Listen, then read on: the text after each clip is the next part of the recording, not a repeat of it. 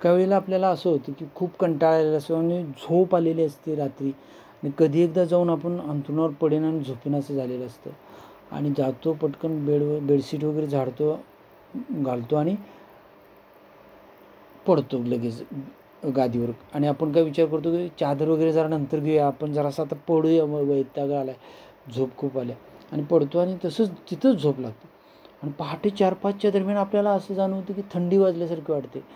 थंडी केव्हा झाली आहे म्हणून जाग येते, तर आपल्याला कळतं की आपल्या अंगावर चादरच आपण घेतलेली नाही, जे पडलो ते तिथंच झोपलेली ती तशीच. तर हे खूप सुख आहे. अशा पद्धतीनं गाढ झोप लागणे हे खूप एक सुखद अनुभव असतो तो. कारण आजकाल आपण बघतोय की खूप लोकांना झोपेच्या समस्या जाणवत आहेत.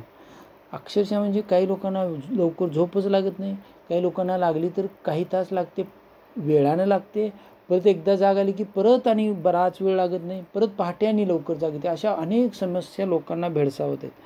तर काही लोक कसे असतात की त्यांना असं वाटतं की आता काम करायचं वय आहे आणि आता झोपेला जास्त इम्पॉर्टन्स द्यायचं नाही, आपण एक 5-6 तास झोप घेऊया. पण ते चुकीचं आहे. कारण कसं आहे की 8 तास जर तुम्ही झोप घेतली तर भले तुम्ही काम 12 तास करत असेल, 10 तास करत असेल, 8 तासात तुमच्या कामाला तेच काम तुम्ही 8 तासात करू शकाल. म्हणजे तुमची क्वालिटी ऑफ वर्क सुधारेल, तुमचं काम करण्याचा स्पीड सुधारेल जर तुम्ही झोप पूर्ण गेली तर. आणि कमी झोप राहिली तर तुमचे कामामध्ये पण थोडंसं हे होऊ शकतं.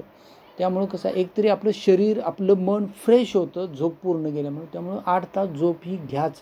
तर काही जणांना असं वाटतं काय आत्ता नाही, आत्ता काम करायला कधी करायचं, 60 वर्ष झाली की आपण भरपूर झोप घेऊया, त्यावेळी निवांत आरामच आहे.